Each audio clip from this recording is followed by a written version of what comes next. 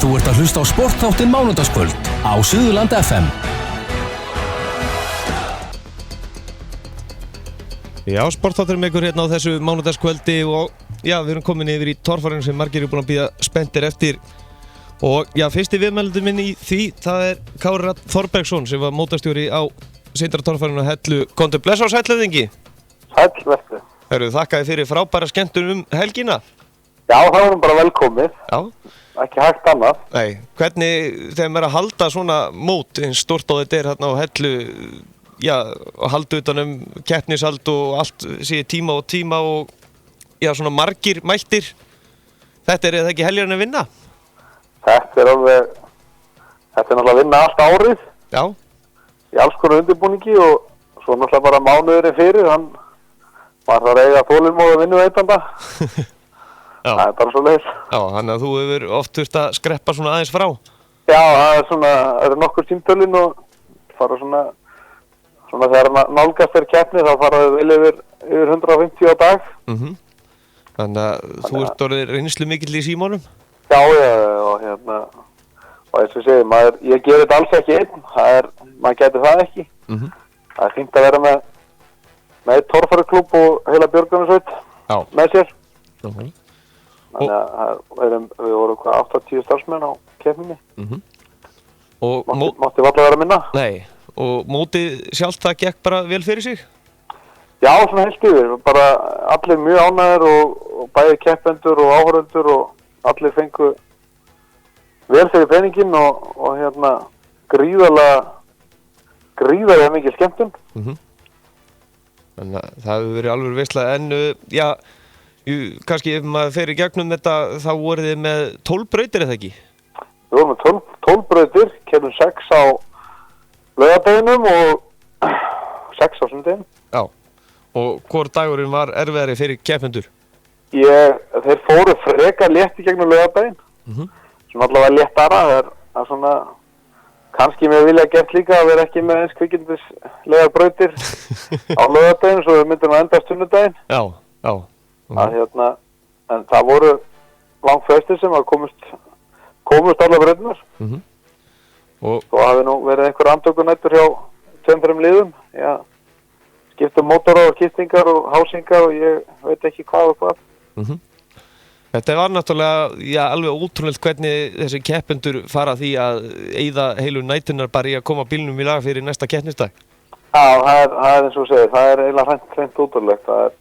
Það gefst enginn upp í þessu, það er bara ekki í þessu sporti. Nei, nákvæmlega. Þó að það líti út fyrir að vera stórt verkefni að gera upp eina vél og skiptingar og smíða hásingar upp og svoleiðis að þá er þetta að græða bara nokkrum klukkutíma. Já, nákvæmlega. En já, keppni sjálf, það voru nokkrir erlendi keppendur eða ekki, eða frá Noregi? Já, við vorum með 2 normenn. Já. Og þeir komu hérna til lands á miðvikudag, gámur með bílum og þeir út aftur á morgun eða hinn. Þeir sýndu það að þeir standa all hressilega í okkur. Já. Enduðu í 3. og 5. sæti. Og það mátti bara litlu munna, það voru smá mistökkaðum í 1 eða 2 brautum að það hefði þeir staðið uppi sem sigurvegarar. Já. Og það var Snorri Þór sem að sigraði keppnina með 3.608 stig og Ólafur Bragi Jónsson í öðru með 3.579 og það var Pál Blesvík hérna Nósarinn, hann rétt á eftir. Já. Það sem kom kannski áhorfendum mikið óvart er hvað Pál Blesvík fór svakalega vel í gegnum ána því að, já, Nósarinn var allan að talandi mikið það að þeim hvíti fyrir að keppa hérna á Íslandi á Hellu í mýrum og vatni. Þeir voru gríðarlega hrættir við það og hrættir við vatnið og hann Tóró, hann sagði það í morgunin að hann ætlaði ekki að keyra ána. Það var alveg harður á því, en í brautarskoðun þá eiginlega mönuðu þeir hann upp í það, klára dæmið og hann sló til og hann að sjálfsögðu sveif niður alla leið. Þeir hafa kannski komið sjálfum sér óvart bara? Ég hugsa það, þeir voru allavega gríðarlega sáttir eftir daginn og að hafa báðir klára ána á mýrina með mikilli sæmd. Já, nákvæmlega. En frábært allan að þeir hafa þá komið allan að mörgum óvart að hafa viljað leggja út í þetta því að heimsmeistarinn frá því fyrra, hann sagði hérna í beinni við munum ekki mæta á Hellu út af þessum út af skemmdum á bílum. Já, það bara svoleiðis.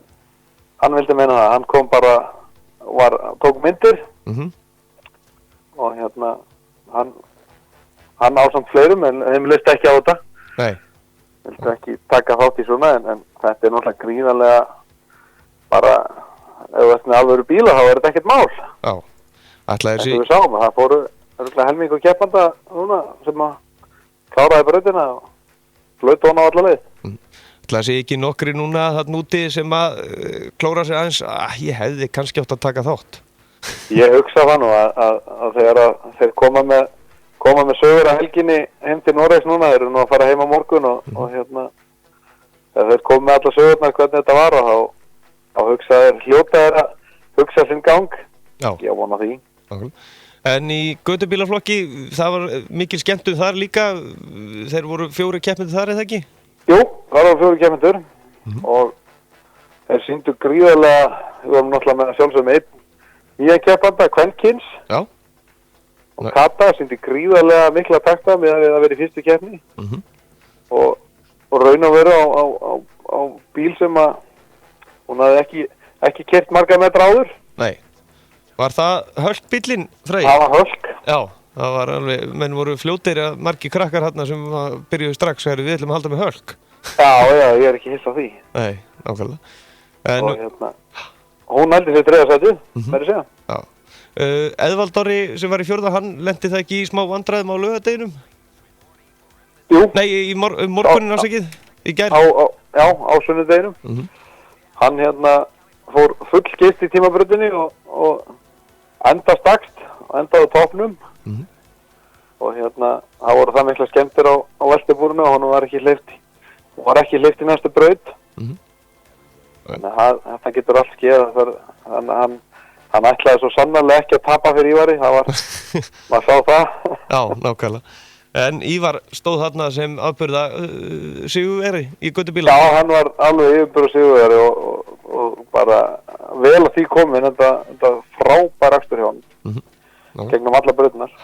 Það má segja að framfæranar eru rosalegri á þessum ökumum, þessi ungu ökuminn sem hafa verið að koma í bæði sérútbana og götubíla, það er að koma virkilega sterkt, þeir eru ekki træddir við neitt.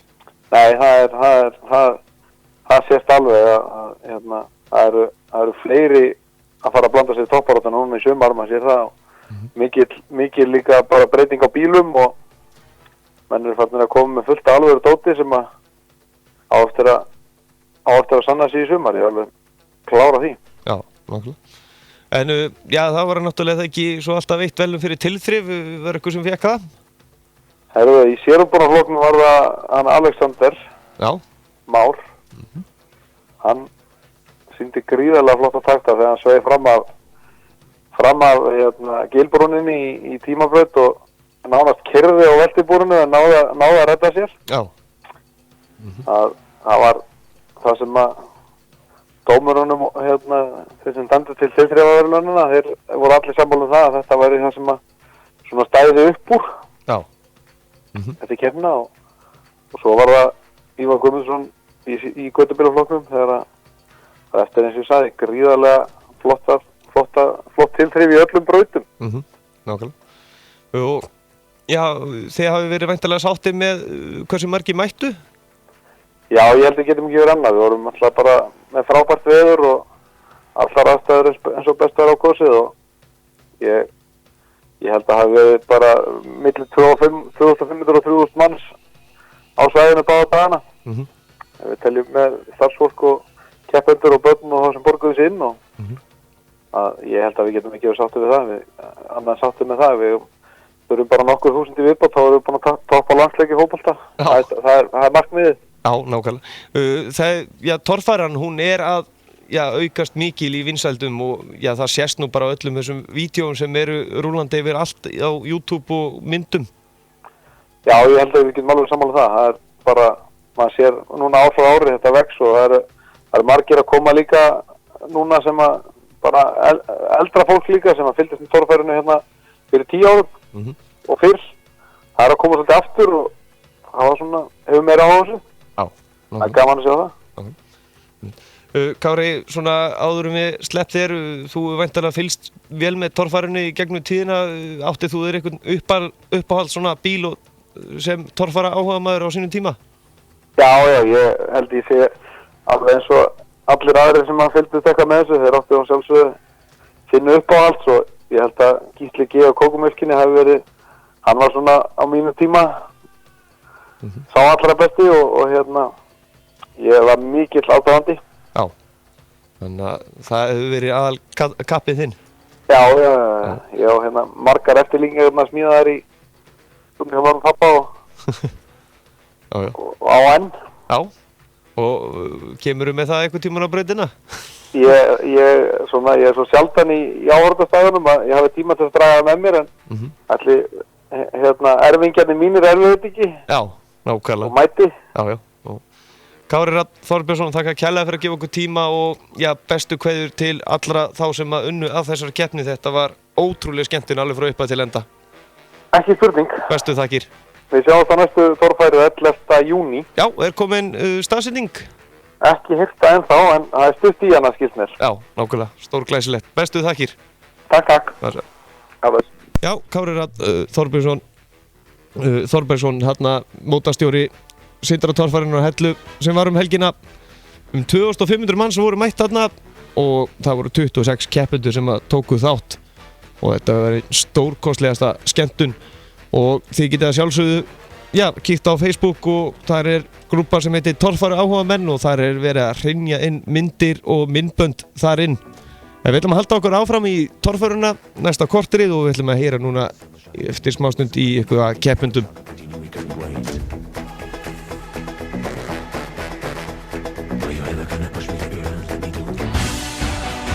Sportþátturinn mánudagskvöld með Gesti Einarsinni frá Hæli. Þú getur nálgast viðtöl þáttarins inn á Facebook undir Sportþátturinn mánudagskvöld.